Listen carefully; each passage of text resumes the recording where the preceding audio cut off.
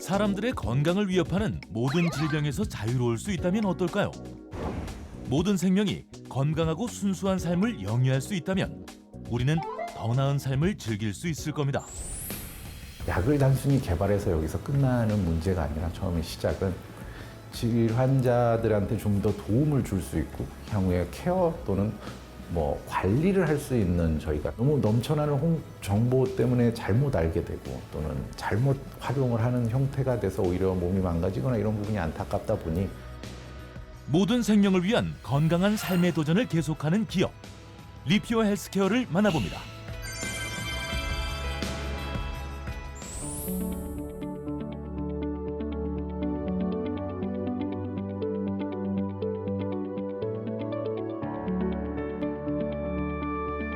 안녕하세요. 리피어 헬스케어 대표이사 김용상입니다.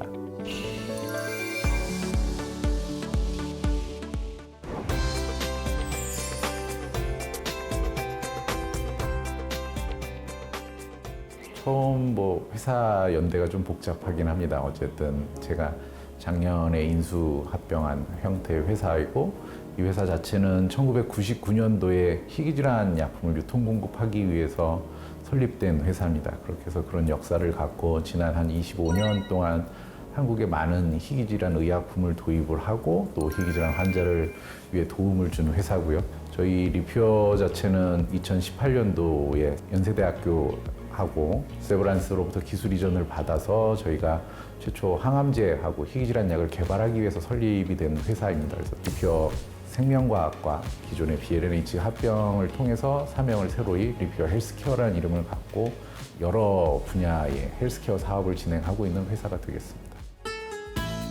세브란스 병원과의 기술 이전을 통해 새로운 항암제를 개발하며 사업 영역을 확대해 나가는 기업. 리피어 헬스케어의 장점은 뭘까요? 리피어 헬스케어는 약을 단순히 개발해서 여기서 끝나는 문제가 아니라 처음에 시작은 질 환자들한테 좀 더 도움을 줄 수 있고 향후에 케어 또는 관리를 할 수 있는 저희가 그런 영역을 좀 갖고 싶었었던 시작이 어떻게 보면 저희가 IT도 가져가고 신약 개발도 가져가고 지금의 현재 약의 유통을 가져가는 모습인 것 같습니다. 그래서 시작을 하면서부터는 이 질병이 왜 오는 거에 대한 이해를 좀 많은 부분이 좀 있었었고요. 그래서 그런 질병이나 또는 아픔에 대한 근본적인 이유와 또 병원에서 할 수밖에 없는 이제 치료의 영역과 정말 케어를 하는 부분에 있어서 정말 케어를 어떻게 받아야 되는지에 대한 고민을 좀 많이 했었고요. 그래서 그런 부분들을 이해하고 각자 나름의 연구하던 파트들이 저희는 사실은 어떻게 보면 모자이크나 톱니바퀴 형태로 어느 한 분야의 시너지를 갖고 장점이 있는 분야들이 다 모여서 뭔가 시계가 돌아가는 형태의 그런 형태를 갖고 있는 회사가 되겠습니다, 사실은. 리피어 헬스케어라고 하는 건 불과 이제 한 1년 정도밖에 안 됐어요. 실제 연령들도 많이 젊지만 생각 자체가 좀 젊다고 해야 되나요? 변화하는 거에 많이 적응을 하면서도 회사가 나가고자 하는 방향하고 부합이 되는 부분을 많이 찾으려고 하고 있고요. 굉장히 좀 유기적이라는 표현을 좀 하고 싶어요. 조직적으로도 어떻게 보면 협업이 잘 돼 있고 그리고 각자 맡은 업무뿐만이 아니라 회사가 어느 분야, 어느 방향 이런 쪽으로 가면은 다 같이 그쪽 회사가 가고자 하는 방향을 인지를 해서 그런 방향 쪽으로 조금씩 가고 있다.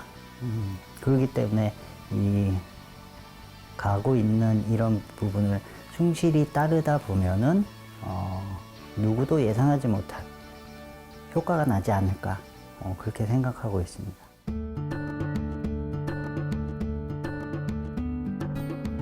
사람이 먹기 전에 어찌됐든 이 실험들과 기초 관련된 건 모두 동물에서 시작을 합니다, 사실은.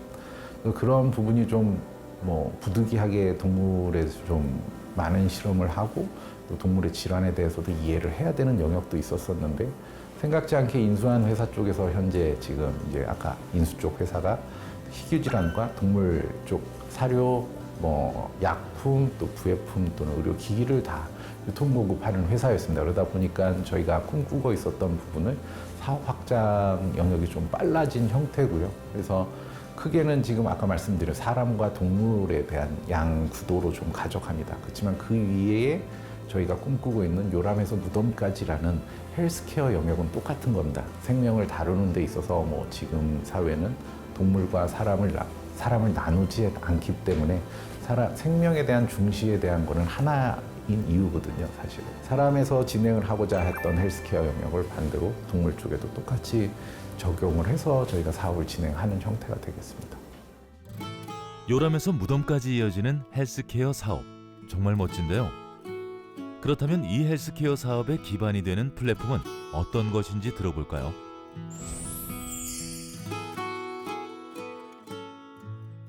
암 환자 하나만 보고 예를 들을게요.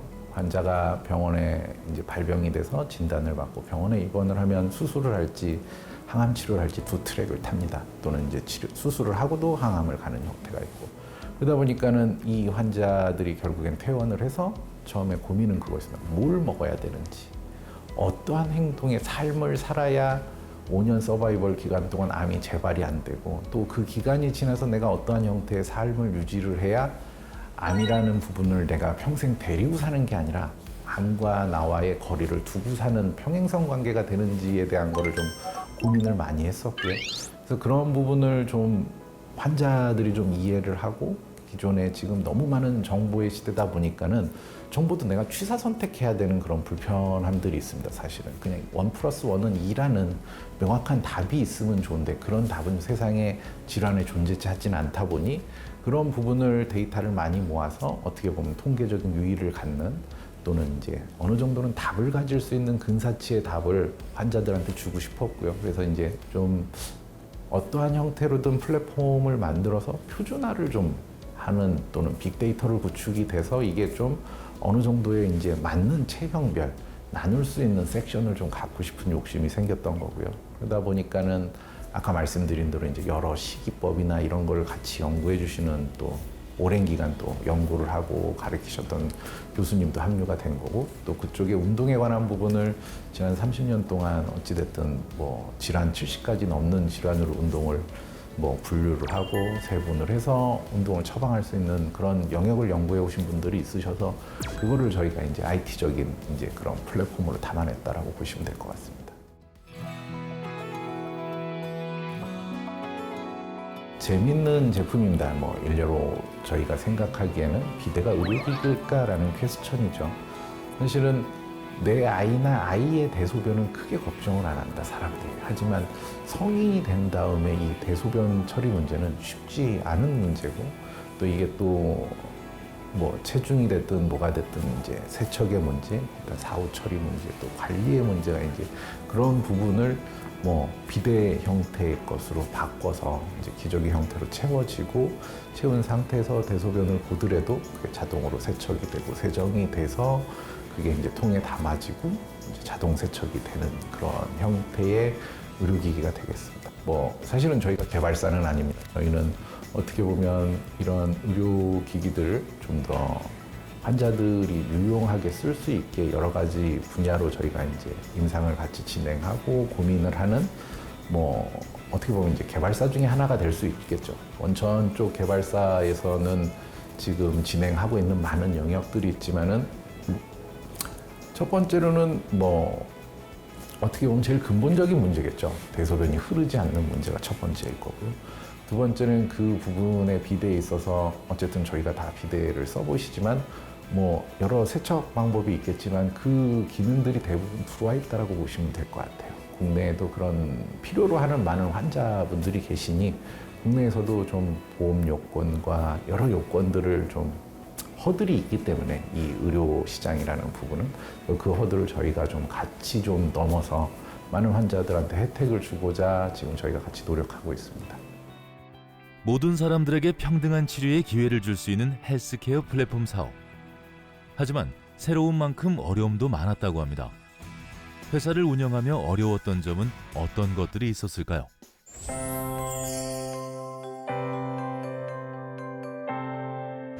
회사를 하면서 힘들었을 때가 아니라 안 힘들 때는 찾을 수 없는 인 것 같고요.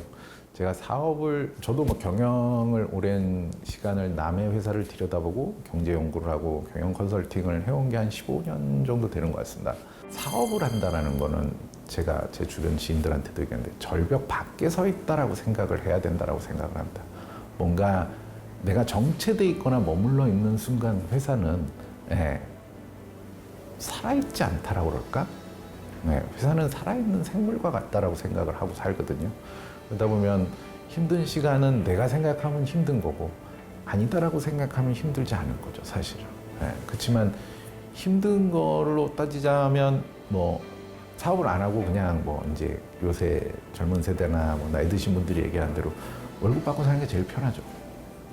사업을 한다는 건 내가 뭔가 목표가 있는 거고 이루고자 하는 게 있기 때문에 제가 시작한 일인 거고 그러다 보니까 그게 때로는 뭐 힘들기도 하고 숫자가 여러분들이 생각하지 않는 숫자들이 저한테 다가오거나 또는 뭐 범접치 못하는 내가 상상하지 못하는 일들이 하루에도 수만 번 일어났다가 수만 번 질 수 있는 게 사업이라고 생각합니다. 그래서 그런 거를 즐겨야 된다고 그래야 될까요?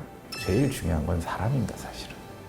이 모든 건 사람을 위해서 하는 거지 내가 갖고자 하는 꿈과 이상도 내가 이루고자 하는 목표 자체도 사람이 필요한 거지 또는 저 혼자 이룰 수 있는 일은 아무것도 없습니다.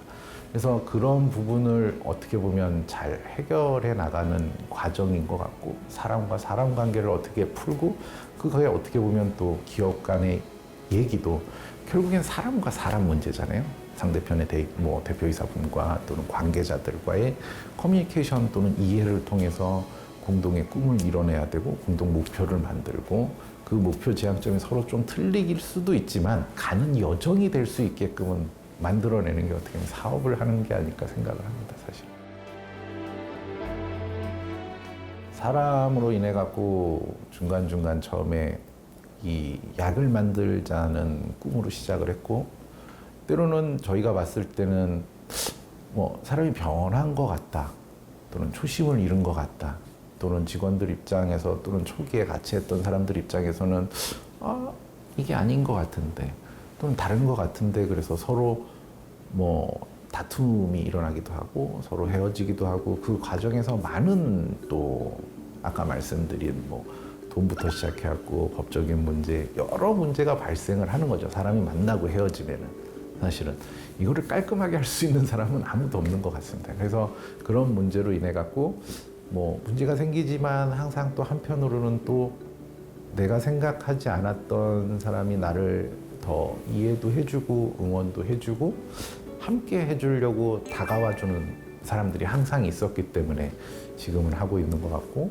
또 한편으로는 제가 또 사실은 결혼이 되게 늦었어요. 뭐 이제 결혼한 지 한 2년, 만 2년 되는데 내일 모레면 뭐 제가 진짜 결혼 2주년 일인데 일례로 요새는 좀 그런 생각을 해요. 뭐 사실은 종교도 다른 이제 와이프가 제 사업이 잘 되기 위해 또는 제가 하고자 하는 꿈이 사업이 아닌 걸 알기 때문에 그걸 기도해주는 마음으로 응원해주는 사람이 있다는 게 가장 큰 어떻게 보면 사람을 얻는 하나의 또 아까 말씀해주신 그런 분야를 만들어 나가는 것 같아요. 응원분들.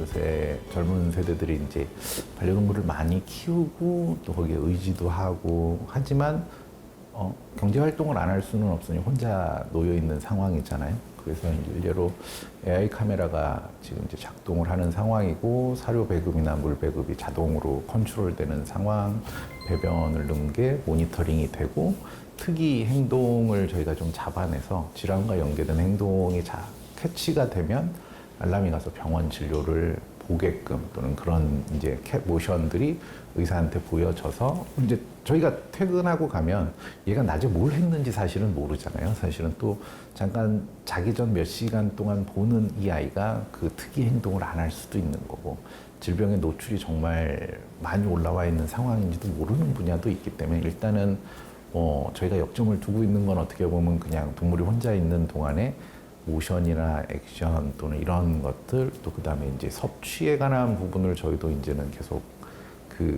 이 아이의 향후에는 유전체 검사를 통해서 가져갈 수 있는 질병을 확인을 시켜주고 그런 걸 위해서는 안 먹어야 되거나 먹어야 되거나 해야 되거나 말아야 되는 것들이 있겠죠. 이런 거를 좀 안내 가이드를 해드리고 또 뭐 주기적으로 주기적으로 접종을 해야 되거나 약을 먹어야 되는 거를 이렇게 알람을 주고 관리를 할 수 있는 이제 시스템을 지금 하고 있습니다. 사람을 위한 헬스케어, 그리고 반려동물을 위한 헬스케어. 과연 투자자와 협업사들의 반응은 어땠을까요?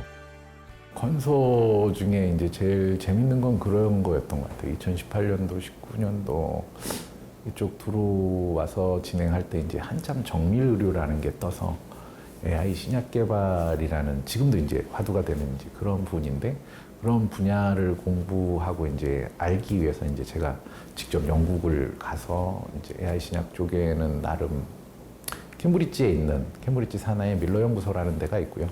그쪽에서 지금 7개 제약사가 만든 오픈 타겟 플랫폼이라는 걸 운영 관리를 하고 있고 그걸 통해서 얻어진 데이터를 갖고 신약을 개발하거나 뭐 유전체 신약을 개발하는 회사가 지금 이제 상용화에 접근돼서 투자를 받고 하는 회사를 가서 이제 직접 보고 오는 시간이 있었고 그런 걸 통해서 좀 어떻게 보면 이제 약에 대한 이해도가 좀 많이 IT적 접근을 하는 형태가 돼서 좀 더 외연을 빠르게 확장하지 않으면 안 되겠구나라는 생각을 좀 많이 했던 것 같아요. 그래서 또 한편으로는 그게 좀 조바심도 났었고, 또 그러다 보니까 또 저도 사람인지라 뭐 실수도 하게 되고 또 판단의 잘못도 생기는 과정도 겪었고, 약간 그런 걸 통해서 또 사람을 얻고 잃는 시간을 좀 많이 가졌던 것 같습니다. 사실은 시계를 만드는 일을 하는 것 같아요. 제가 시계가 돌아가기 위해서 현재 저희가 꿈꾸는 목표인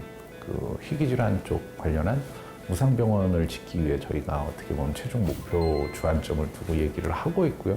또 반대로 보면 무상병원을 어떻게 유지 관리할 건데 라는 게 퀘스천입니다. 그렇다고 저희가 많은 질환을 하겠다라는 건 아닙니다.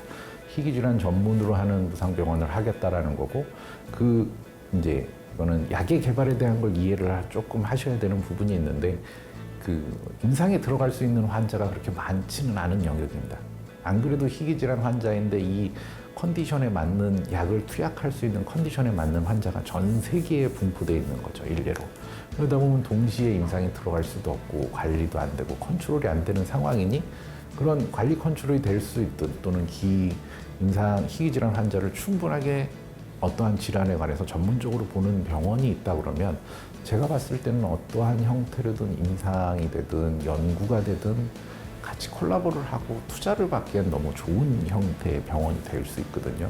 한편으로는 그런 거를 또 운영하고 임상을 볼 수 있는 좋은 선생님들이 함께 해주셔야겠죠, 사실은. 그래서 이 의학업을 하시는 분들은 기본 히포크라테스 선서를 하고 가신다라고 그러지만 저는 이쪽 분야는 아니지만 그래도 이쪽 생명을 담보로 하는 사업을 하는 입장에서는 그런 뭔가 사람에 대한 어떻게 보면 연민이라고 그래야 될까요? 질병에 대한 이해 또는 그 질병을 앓고 있는 사람들에 대한 아픔을 서로 안아줄 수 있는 그런 게 좀 필요하지 않을까 생각을 해요. 그러면 결과적으로 약을 해서 또는 이런 헬스케어 사업을 해서 돈을 벌어서 뭘 할 거냐라는 질문에 저도 참 화두가 막혔었던 거고 그런 질문들을 항상 얘기를 하고 뭐 어떻게 보면 뭐 바둑 두듯이 많은 얘기를 나눴던 게 지금의 세브란스에 계시는 많은 의사 분들이신 것 같고 그 중에서도 어쨌든 정재우 교수님이 항상